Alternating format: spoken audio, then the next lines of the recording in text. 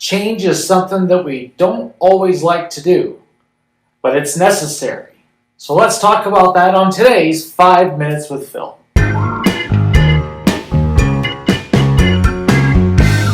Hey, good morning, everybody. Welcome to a Wednesday 5 Minutes with Phil. I'm so glad that you joined me here today. Now, when we last left off, we have been doing a little series on the prodigal son.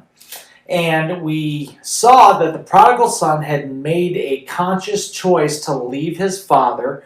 Terrible decision. And then we see that he had some serious consequences to that. And that's kind of where we left off, where he is at this place where it's like, this isn't all that I thought it would be. And he decides to make a change. Now, let's read about that change, okay? Check out the screen.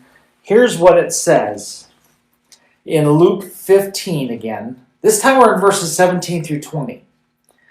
It says, when he came to his senses, I like that, by the way. When he came to his senses, he said, how many of my father's hired servants have food to spare, and here I am starving to death?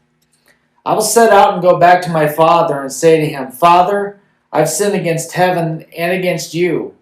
I'm no longer worthy to be called your son. Make me like one of your hired servants. And so he got up, and then he went to his father. Pretty dramatic scene here, right? Here he is. We learned yesterday that this character got so desperate that he wanted the same food that he was feeding to the pigs. I mean, what a terrible place to be in. I mean, that's just awful. And it reminds me of this, and I like to tell people this a lot, and I want to tell you today. You know, there's times that we need to make changes in our lives. And here's when change takes place, okay?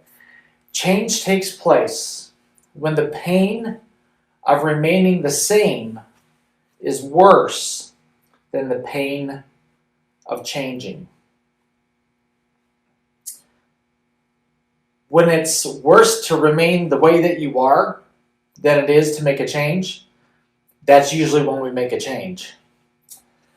And this can have all kinds of repercussions in our physical life, our spiritual life, our emotional life, our relationships, everything. It all applies to that. We make changes when it would be worse to remain the way that we are. And that's precisely what the prodigal son did. He realized that he was in no place to keep on doing what he was doing. It was a terrible way to live. And so what did he do? He made a plan. And I want to communicate that to you. If you're going to make a change, then you got to have a plan. You got to have a strategy.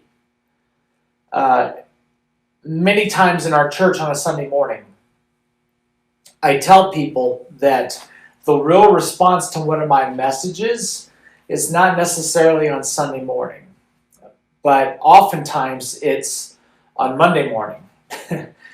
It's when the rubber meets the road and you start making the changes that God told you to make on Sunday. And sometimes all the best intentions die off because we don't have a plan. We don't have a strategy to make those changes. For example, if there is a sinful lifestyle that you have or that you're stuck in, it seems, and you don't keep up with that plan, and you just say, well, I need to change, but then you do nothing about it, change isn't going to take place. Okay? If you sin every time you go into a particular business, for example, then your plan needs to be, I cannot go back in that business anymore. If you sin every time you are around a certain person, then your plan is to put distance between you and that person. You need to put up some healthy boundaries so that you can serve God better. So if you want to make a change in your life, whatever that is, You got to come up with a Spirit-led plan. And so maybe the best response for us if we want to make some changes in our lives is maybe to quit talking so much to God and start listening. God, what do you want me to do? How do you want me to change? Where do you want me to go? Let's see what he does in our lives when we allow him to give us a plan to make a change. All right? God bless you. Have a good day. We'll talk to you later. Bye-bye.